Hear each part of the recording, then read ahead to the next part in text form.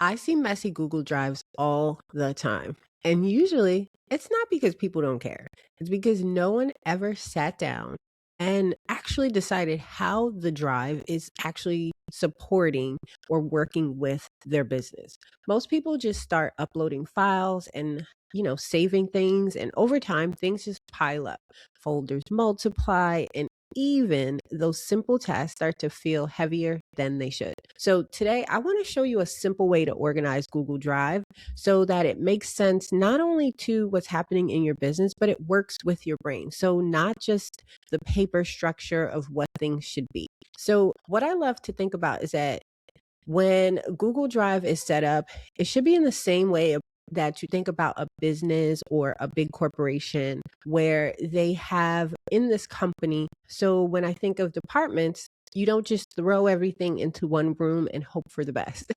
That may just be an actual like junk closet.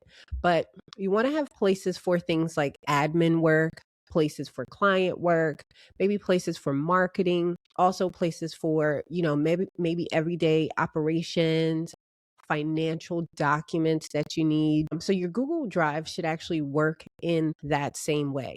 One of the biggest mistakes I see is organizing Google Drive by file type.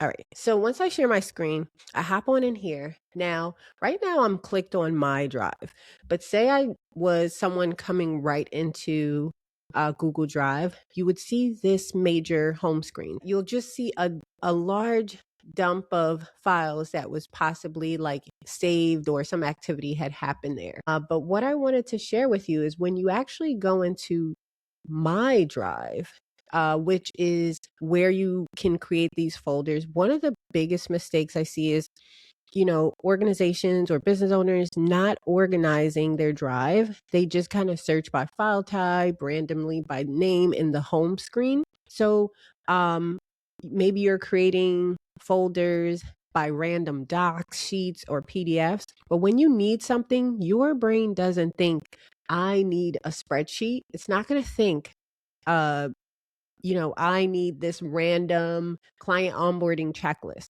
You're going to think more in the mind frame of, I need client info. And if we go into this actual example, you're going to see here that I set it up in the way where you have the admin, the archive, clients, and marketing and operation. So your brain is thinking things like, I might need that marketing plan that we created. I need the invoice that to send to my accountant or my bookkeeper for taxes. So instead of organizing by format or looking at that big home screen with all the files, we want you to organize by what works for you, what is actually working in your brain. This simple structure works best for small business owners because it has the sections that are there for admin, clients, marketing, operations, finance. That's another one that should be added. And just a little pro tip, when I'm actually doing mine, I actually add like a 01 dash finance if that's the first folder I want to see. Because if you're looking here, you could tell that it sorts by the letters. So there are certain folders that I'm in all the time. One of them is the finance one of them is the marketing one. And so, depending on what your kind of flow is, you want to be able to organize them in a way that works well with your brain. But the point of the matter is you're thinking of these like departments. So when you need to handle a business task, your mind already knows where to go, just like walking into the right department in an office or a big building. That's the goal.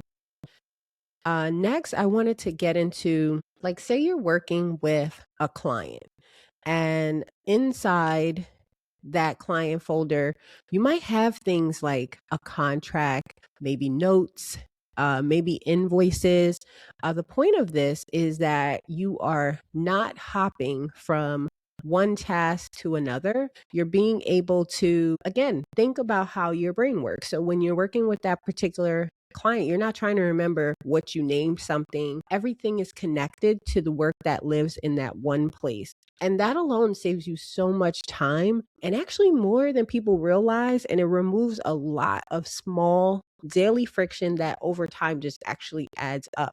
So next, I want to actually show you something that I experienced with business owners as well, is seeing that there's a lot of folders. It's like folders on top of folders on top of folders, because we think that more folders equals better organization and just a better system. But I'm going to go ahead and share my screen and give this example of what that could look like for you.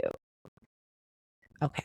All right. Perfect. So, uh, similar to how we were talking about, if you were working with a client, you're not thinking, wait, where should this go? So if we look here and we think of, like, if you're thinking to yourself, like, you don't know where it should go, look at the folder cadence that we've created here. So you can see it clearly here. So I'll drop down on my drive. We're in this particular example folder. We're in the clients folder. So you could see client A, and if there was client B, but inside of client A, you're seeing things like the contract, the invoice, maybe meeting notes, the project timeline. There could be PDFs that you have downloaded, maybe even video, depending on what you're doing, photos for this particular client. So the goal here is really seeing that a good structure doesn't make you think harder. It makes you actually have simpler decisions to make, less decision fatigue. So simple systems reduce your mental load. So last but not least, you'll see it's called archive. So archive for me is, instead of deleting the old files, because I don't know about you, but sometimes it gives me a little anxiety and if I have to delete old client, past project. So for me, I love to create an archive folder. Now, again, in my own drive, I would probably, label this as something where it always falls at the bottom of my folders. So if you notice here, I just created some examples. So this old project folder, say you're done with client A, I would just go ahead and move it now into this particular archive folder, so all the documents there would live. But the thing, or the concept that I want you to get, is it allows you to keep your drive clean, so that if you look here in my drive, like, I moved everything, and I'll actually be moving this into the 2026 folder because I had to update this document, but it doesn't leave the big mess out here. It will show like the previous years inside of there. So this is just a way for us to keep drive clean without anything feeling final or stressful, because let's face it, some of us really have that anxiety of deleting things and feeling like we'll need them later. If you're trying to make business feel less scattered and easier to manage on your day-to-day, this is exactly what we focus here on the channel. So I share simple Google Workspace tips, and we'll also be doing some setups and workflows related to how AI is now integrated and how you can actually fit that into your real business. I love to get simple and practical, because those simple actions actually compound to bring bigger results into our business. So once your drive is actually organized, you're actually going to feel like everything else becomes a little bit easier, from the collaboration pieces to onboarding to the daily operations of functionality that you need inside of your business. So the next question I tend to get from people is usually asking, maybe when they should use something like Google Docs compared to when they should use something like a spreadsheet or Google Sheets. What makes more sense? So that's actually what we'll be talking about in our next video. So as always, I'm cheering you on. Love y'all.